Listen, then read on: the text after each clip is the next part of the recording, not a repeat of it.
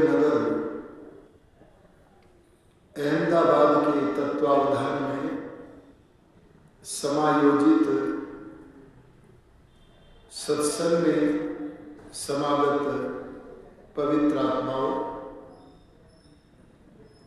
कल हमने आपके मध्य में कहा था कि योगी जब अपने योग के आसन पर बैठता है तब वह विषय विकारों से उपेक्षा करके, वैराग्य करके अपने मन को परमात्मा से युक्त करने का प्रयत्न करता है। लेकिन जब वही मनुष्य ज्ञान विज्ञान को ग्रहण करने के लिए विद्यार्थी के आसन पर बैठता है तो उसे विषयों से उपेक्षा करने की आवश्यकता नहीं होती, बल्कि ज्ञातव्य विषय, जानने योग्य विषय के साथ अपने मन का विशेष योग करने की आवश्यकता है। मैं कुछ शब्दों का मैं आपको अर्थ बता देता हूं जो मेरे उपदेश में बारंबार आएंगे। एक शब्द है अवधान। अवधान माने सावधान।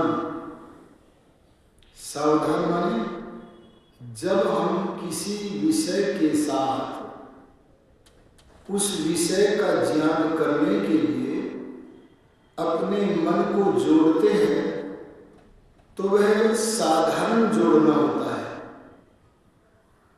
लेकिन जब उस विषय के साथ जोड़कर सतर्क होकर उस विषय की गहराई का ज्ञान करते हैं, इस मन के विशेष योग का नाम अवधान है। आ गया समझ? और मन जो हृदय में बैठा हुआ ज्ञानेंद्रियों से काम करता है। ज्ञानेंद्रिय माने घ्राणेंद्रिय, रसनेंद्रिय, चक्षुरेंद्रिय, श्रोत्रेंद्रिय, त्वगिंद्रिय, ये 5 इंद्रियां हैं। इनसे जुड़ करके जब विषय से विशेष योग करता है तब उस समय मन का नाम मन ही नहीं बल्कि वेद में दैव मन कहा है। तो मेरे प्रवचन में जब दैव मन शब्द आएगा तो अर्थ लेना ज्ञानेंद्रियों से जुड़कर मन जब विशेष योग विषयों के प्रति करता है, उस विषय के ज्ञान के लिए करता है, तो वह है दैव मन। इस मंत्र में यही कहा है। आप मंत्र के एक एक पद के अर्थ को ध्यान से सुने। यत माने जो मन, जागृतः जागते हुए मनुष्य का। हम लोगों के जागते हुई अवस्था में जो मन, दूरम, दूरम माने दूर दूर। अरे दूर कहाँ? आप अहमदाबाद में बैठे हो, यहां से दूर मुंबई में, यहां से दूर बिजनौर में, यहां से दूर कलकत्ता में। दूर हुआ कि नहीं हुआ? और पृथ्वी के जगह जगह के कोने में ये क्या हुआ? दूर। यत जो मन जागृत जागते हुए मनुष्य का, दूरम दूर दूर, बाहर के विषयों में, बाह्य विषयों में उदयति, उदय होता है। यहां क्या कहा? मन का बाहर के दूर दूरस्थ विषयों में उदय होता है। यहां आप उदय शब्द के अर्थ को पहले समझें। उदय शब्द का प्रयोग चंद्रमा के लिए भी होता है और सूर्य के लिए भी होता है। कहते हैं ना, सूर्य उदय हो गए। जब हम उदय शब्द का प्रयोग चंद्रमा और सूर्य के लिए करते हैं तो वहां उदय होने के दो तात्पर्य होते हैं। पहला अर्थ उदय होने का जहां चंद्रमा का अथवा सूर्य का निकलना है, वहां दूसरा तात्पर्य है जहां वे निकलते हैं वहां की वस्तुओं को प्रकाशित कर देते हैं। आया जी?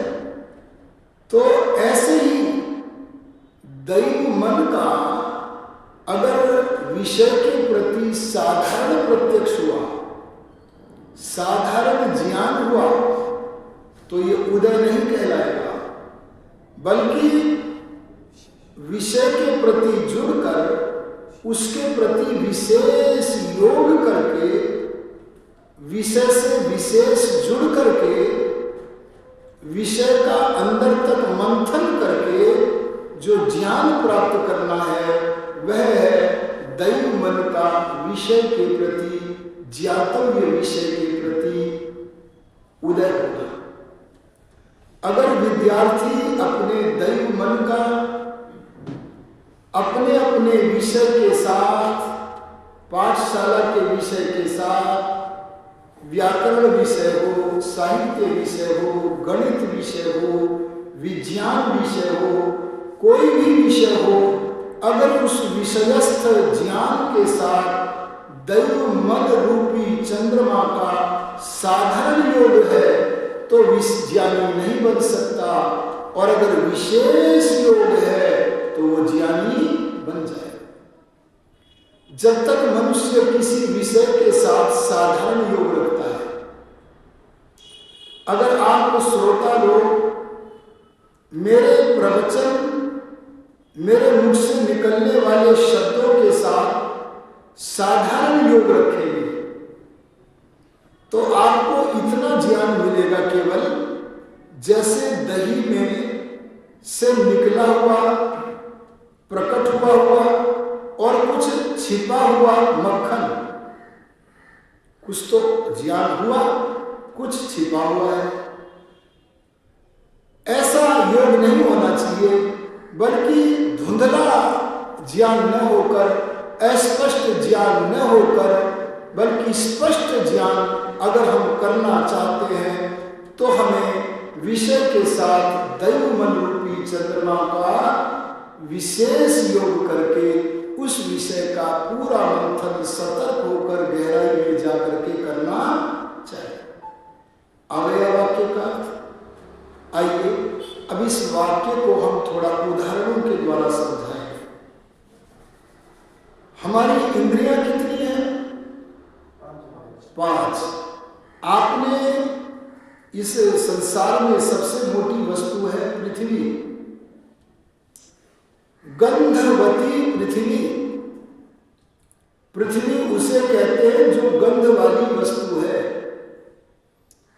जैसे उष्णता और अग्नि अलग अलग नहीं होते, बल्कि उष्णता का ही नाम अग्नि है, अरे अग्नि का ही नाम उष्णता है। ऐसे ही गंध और पृथ्वी अलग अलग वस्तु नहीं है। अगर आपको संसार में किसी भी पदार्थ में, चाहे दूध हो, चाहे फल हो, चाहे अन्न हो, जहां जहां पर आपको गंध प्रतीत होवे, समझ लेना वहां पार्थिव अंश अवश्य है। तो सबसे स्थूल वस्तु क्या होगी? पृथ्वी। और पृथ्वी का जो गुण है वो क्या है? गंध। और गंध विषय को हम अपने कौन से ज्ञानेंद्रिय से ग्रहण करते हैं? नासिका से। आपने कभी नासिका इंद्रिय के दर्शन किए हैं? अरे बोलो, किसी ने किए हैं? नाक को देखा है क्या? दूसरे के नाक को देखा, अपने नाक को नहीं देखा। दूसरे को भी नहीं देखा है जी, दूसरे के नाक नहीं देखा। जब तक योगी नहीं बनोगे आपको नाक दिख ही नहीं सकती। गलती ये हो रही है, आपने इस वस्तु को नाक समझ रखा है। ये नाक नहीं है, ये नासिका इंद्रिय नहीं है, ये घ्राण इंद्रिय नहीं है। ए सनातनियों, ए आनियों, समझो, ये तो घ्राण इंद्रिय के, नासिका इंद्रिय के रहने का गोलक है, घर है। अच्छा, घर और आप एक ही चीज है कि अलग अलग वस्तु है? अगर मैं आपका घर देख लूं तो क्या मैं ये कह सकता हूं कि मैंने सत्यनारायण जी को देख लिया है? अरे बोलो जी, मैंने सत्यनारायण जी का घर नहीं देखा है, पर आर्य समाज मंदिर में सत्यनारायण जी को देखा है। माने घर और घर में रहने वाले दोनों अलग अलग हैं। ऐसे ही सुनना ये कान नहीं है, ये तो कानों श्रवण इंद्रिय के रहने का घर है। अरे सुनो, भगवान ने पांचों ज्ञानेंद्रियां इतनी सूक्ष्म बनाई है, अरे प्रकृति से बनाई है। जीवात्मा जब शरीर छोड़ता है और नए शरीर को धारण करता है तो ये ज्ञानेंद्रियां आदि तत्व आत्मा के साथ परलोक में भी चले जाते हैं, पर उनके जो रहने के ठिकाने यह घर है, इनको जला दिया जाता है, अंत्येष्टि कर दी जाती है। तो बोलो, आपने नासिका को देखा है? आपने नासिका के घर को देखा है? हाँ, योगाभ्यास में आप इन सबको चमकती हुई देखोगे, ये प्रकाशमान है।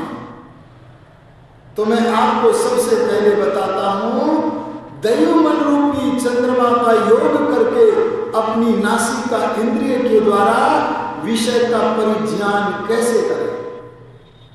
ध्यान से सुनना। नासिका से किसका ज्ञान होता है? गंध का। गंध का ज्ञान कैसे करेंगे? एक विद्यार्थी, वनस्पति विज्ञान का विद्यार्थी, बाग में चला गया। बाग में जाकर उसने देखा, वाह, यहां तो पुष्पों का सुगंध बह रहा है, और वायुमंडल में जो पुष्पों का सुगंध था वो चारों तरफ फैल रहा है। उसकी नासिका इंद्रिय ने उसे ग्रहण किया। लेकिन ध्यान देना, ये गंध के साथ दैव मन का साधारण योग था, मन का साधारण योग था। विशेष योग करना पड़ेगा, थोड़ा सा कम कर दो। विशेष योग करना पड़ेगा। कैसे करोगे विशेष योग? ये जो गुलाब के 20 पौधे लगे हुए हैं, इन विशेष पौधों में से एक एक पौधे का, गुलाब का फूल ले जाकर अपनी नासिका के सामने लगाओ। अब दूसरे पौधे का पुष्प लेकर नासिका के सामने लगाओ, और उनमें जो पृथक पृथक अलग अलग विशेषता है उनको अलग अलग करके जानो। और ऐसे हर पुष्प के गंध को 20 पेड़ों के, 20 पौधों के जो पुष्प है ना, उनमें जो अलग अलग गंध की विशेषता है, उनका अलग अलग गंधों का अपनी नासिका इंद्रिय से विशेष मन के द्वारा योग करके उनकी विलक्षणता को, उनकी विभिन्नता को, उनकी अलग अलग विशेषताओं को जानो। अगर ऐसे जानोगे और आपको 10-20 पुष्पों का ज्ञान अलग अलग हो जाएगा गंध का, तो किसी से कहना, अब मैं अपनी परीक्षा करना चाहता हूं कि मैंने सब पुष्पों का अलग अलग ज्ञान कर लिया है कि नहीं। सारे पुष्पों के गंधों का मंथन करके ज्ञान कर लिया है कि नहीं। सतर्क होकर, सावधान होकर अलग अलग पुष्पों के गंधों का ज्ञान पृथक पृथक कर लिया है कि नहीं, मैं अपनी परीक्षा करना चाहता हूं। और किसी मनुष्य से कहना, मेरी आंखों के आगे पट्टी बांध दो, और वह आपकी आंखों के आगे वस्त्र की पट्टी बांध दे। तब उसे कहना कि इन 20 पंक्ति में खड़े हुए गुलाब के पौधों में से किसी भी पौधे के पास मुझे ले जाकर वहां से एक फूल तोड़ करके दो। और एक फूल तोड़ करके दिया। अब उसने 20 पुष्पों के अलग अलग गंधों का ज्ञान अलग अलग कर लिया था। अरे कितना सावधान होकर के किया होगा, अरे कितना सतर्क होकर के किया होगा, कितना अवधान के साथ किया होगा, अरे कैसे दैव मन रूपी चंद्रमा का उदय करके किया होगा। उसने आंख में पट्टी बंधी हुई है और पुष्प का ग्रहण करके बोला, यह खड़े हुए 20 गुलाब के पुष्पों के जो पौधे हैं उनमें 10वें नंबर का जो पौधा है उसका फूल है। बोलो, अगर वो 10वें ही पुष्प का 10वें ही पौधे के फूल का गंध है ऐसा बताने में सक्षम हो जाता है तो क्या ये अवधान की, अरे एकाग्र होकर के मन को, अरे दैव मन रूपी चंद्रमा का उदय करके उस पुष्प के गंध का प्रत्यक्ष करने का विषय है कि नहीं। आजकल श्रोता क्या करते हैं, अपने वक्ता के प्रवचन को सुनते हैं पर साधारण रूप में सुनते हैं। अरे सुनो कैसे सुनते हैं, उन वाक्यों के भीतर जो ज्ञान विज्ञान भरा पड़ा होता है उस ज्ञान विज्ञान का मंथन करके मथ करके दैव मन रूपी चंद्रमा का उदय करके उसे गहराई में जाकर ग्रहण नहीं करते हैं। तो बोलो क्या वे विशेषज्ञ बनेंगे। मैं घटना आपको सुना करके वाणी को विराम करूंगा। एक बार उत्तर प्रदेश के लखनऊ नगर में, जो कि वहां की राजधानी भी है, वहां पर एक विशिष्ट अतिथि का आगमन हुआ। तो लखनऊ के नागरिकों ने उस विशिष्ट अतिथि के सम्मान के लिए सड़कों को साफ कर दिया।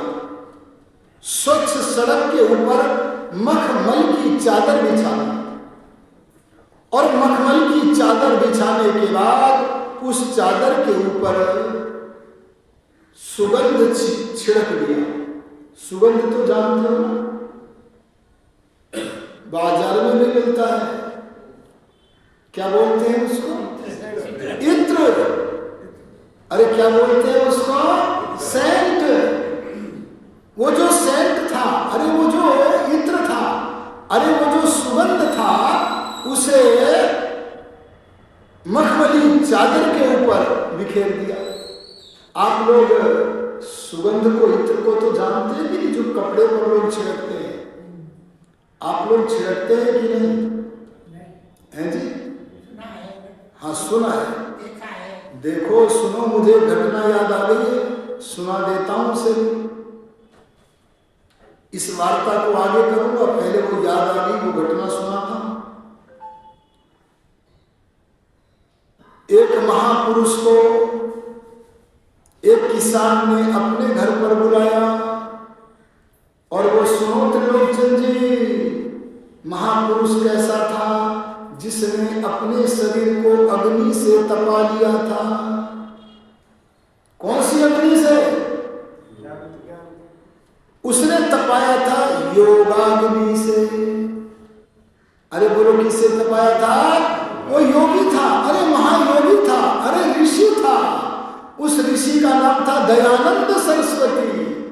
उस योगाग्नि से अपने शरीर को तपाया हुआ योग धन का धनी महर्षि दयानंद जब किसान के घर में पहुंचा तो किसान ने ऋषिवर दयानंद के लिए एक नया गद्दा, अरे नई चादर और ऊपर से ओढ़ने को नई रिजाई व्यवस्थित करके रख दी। स्वामी जी महाराज जब रात्रि में शयन करने के लिए तैयार हुए तब किसान ने वहां नीचे बिल्कुल नया गद्दा बिछाया, नई चादर बिछाई और एक चादर और ओढ़ने की थी और रिजाई भी थी।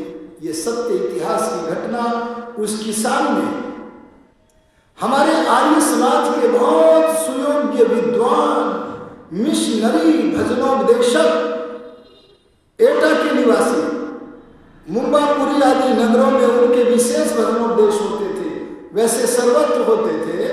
उनको उस किसान ने जो बताया वो मैं आपको बताता हूं।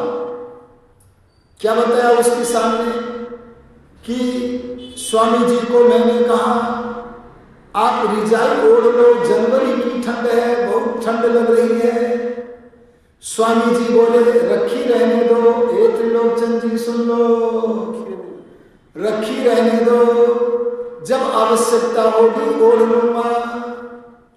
और बस वे चादर को ओढ़ करके सो गए। अरे जैसे अभ्यास के कारण हमारे मुखमंडल पर जाड़ों में भी ठंड नहीं लगती, ऐसे ऋषिदान को अभ्यास था।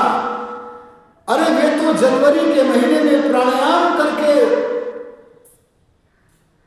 पसीना निकाल देते थे, बस वे चादर ओढ़कर सो गए। रात्रि के 12-1 बजे के मध्य में उस किसान को मूत्र त्याग के लिए उठना पड़ा। और जब वह मूत्र त्याग के लिए उठा तो उसने देखा अरे स्वामी जी इस सर्दी में एक चादर में सोए हुए हैं।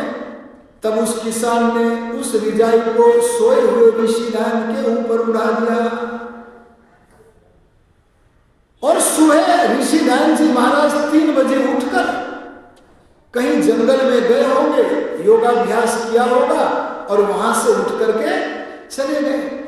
किसान को जगाया नहीं, पहले ही कह दिया था मैं प्रातःकाल शीघ्र चला जाऊंगा।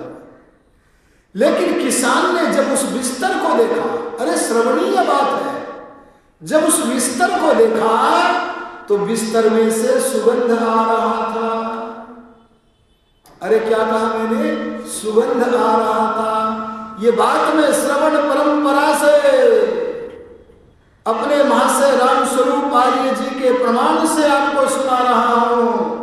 और वो सुगंध इतना अद्भुत था, कहते मैंने ऐसा सुगंध कभी किसी भी पदार्थ में ग्रहण नहीं किया। और उन्होंने उसको लिपेट करके रख दिया और मध्य मध्य में भी कभी निकाल कर देखता तो सुगंध प्रतीत होता था। अरे साधारण लोग जिन्होंने अपने शरीर को योगाग्नि से तपाया नहीं है, उसे तो बाहर के सुगंध को छिड़कने की कपड़ों पर आवश्यकता है। अगर हमें अपने जीवन को सुगंधित करना है, अरे अपनी इंद्रियों को, अरे मन को, शरीर को सुगंधित करना है, तो इन्हें योग की अग्नि से तपाना आवश्यक है। आओ अब हम अपने प्रकृति विषय पर आते हैं, जो विषय हमारा चल रहा था। मैं आपसे निवेदन कर रहा था, लखनऊ में आए हुए विशिष्ट अतिथि के स्वागत के लिए स्वच्छ मार्ग पर मखमली चादर बिछाकर सुगंध छिड़क दिया। सब लोग वहां सुगंध में आनंद ले रहे हैं। लेकिन वो जो विशिष्ट अतिथि था, उसने अपनी जेब में से करवस्त्र निकाला। अजी करवस्त्र किसे कहते हैं? रुमाल निकाला। ध्यान देना, रुमाल निकाला और रुमाल निकाल करके नासिका पर लगा लिया। लोगों ने पूछा, महोदय आपने ये रुमाल नासिका पर क्यों लगाया? सुनो, उसकी नासिका इंद्रिय कैसी गहराई से गंध के भीतर घुस करके एक दूसरी छिपी हुई गंध को पकड़ रही है। इसे ध्यान से सुनना।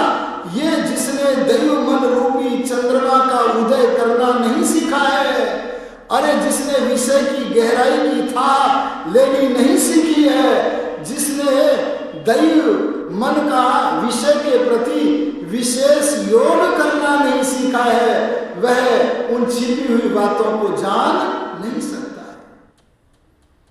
उन्होंने पूछा नागरिकों ने कि आपने रुमाल क्यों लगाया? तब उन्होंने क्या उत्तर दिया? विशिष्ट अतिथि बोला, ये जो इस मार्ग पर इत्र छिड़का है, सुगंध छिड़का है, इस सुगंध के भीतर से किसी मरे हुए जंतु की दुर्गंध आ रही है।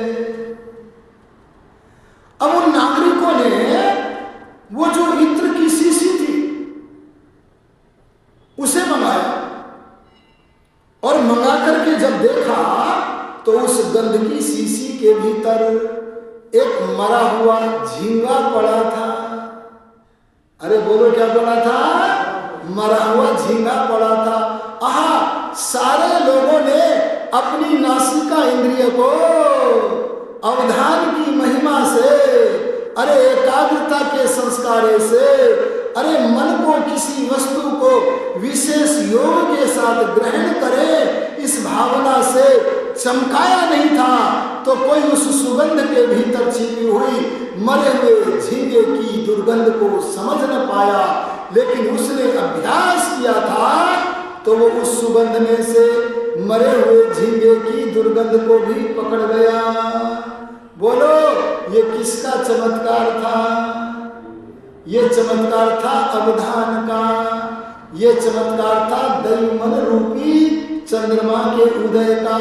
इसलिए वेद कहता है यज्जाग्रतो दूरमुदयति दैवम। यत माने जो, दैवम दैवमन, दूरम दूर दूर के बाहर के विषयों में चंद्रमा की तरह से उदय होकर वस्तु का ज्ञान प्राप्त कर लेता है। अगर हम ऐसा करने का प्रबंध करें, ऐसी करने की योजना बनाए तो निश्चित रूप से हम अपने अपने ज्ञातव्य विषय के विशेषज्ञ बन सकते हैं। इन्हीं शब्दों के साथ वाणी को विरमित करता हूँ। ओम शम।